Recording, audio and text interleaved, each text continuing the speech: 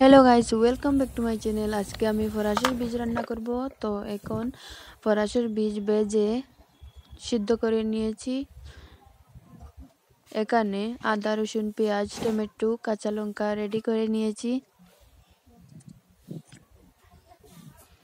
কড়াই বসিয়ে দিয়েছি, এর মধ্যে দিয়ে দেব তেল, দিয়ে দিলাম আদা রসুন,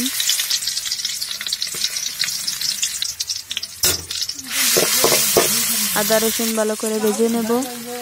দিয়ে দিলাম পেঁয়াজ, কাঁচা লঙ্কা, টমেটো কুচি।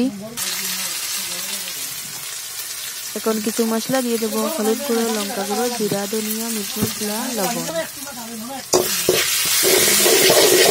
মশলা দিয়ে ভালো করে ভেজে নেব। ভাজা হয়ে গেছে, একটু জল দিয়ে দেব। এখন দিয়ে দেবো ফরাসির বীজ।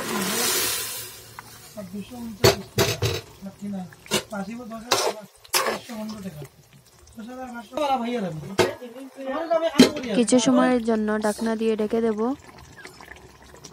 তো আমার রান্না কমপ্লিট হয়ে গেছে। শেষে ধনেপাতা দিয়ে দিলাম। তো যদি আমার ভিডিওটা তোমাদের ভালো লেগে থাকে, লাইক কমেন্ট শেয়ার করবেন, কমেন্টে বলবেন আমার রেসিপিটা কীরকম হলো। তো আমার চ্যানেলে নতুন হয়ে থাকলে চ্যানেলটাকে সাবস্ক্রাইব করবেন, পাশে থাকা বেল আইকনটি প্রেস করবেন পরবর্তী আপডেট পাওয়ার জন্য।